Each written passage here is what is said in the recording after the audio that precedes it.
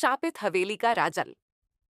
कहानी शुरू होती है एक छोटे से गांव से, जहां लोग रात होते ही एक पुरानी हवेली के पास जाना तो दूर, उसका नाम लेने से भी डरते थे।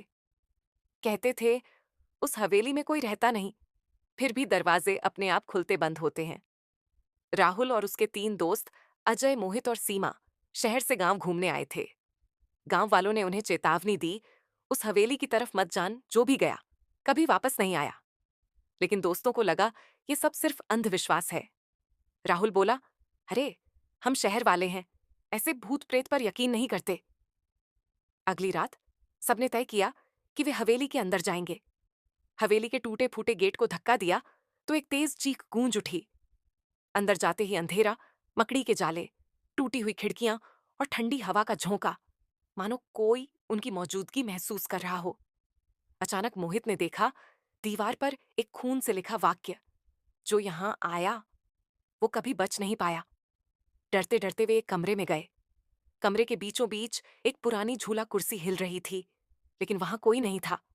सीमा कांपते हुए बोली, ये सब अपने आप कैसे? तभी अचानक पीछे से किसी ने जोर से दरवाजा बंद कर दिया। अब वे सब अंदर फंस चुके थे। कमरे की दीवार से एक सफेद साया निकलने लगा। लंबे बाल, खून से भरा चेहरा और कड़कड़ाती आवाज, क्यों आए हो मेरी मौत का राज जानने? राहुल ने कांपती आवाज में पूछा। ती तुम कौन हो? साया बोला, मैं इस हवेली की मालकिन हूं, जिसे मेरे ही पति ने धोखा देकर यहां जिंदा दफन कर दिया था। तब से मेरी आत्मा यहां कैद है, और जो भी मेरे घर में आता है उसकी मौत पक्की है। साया और पास आने लगी।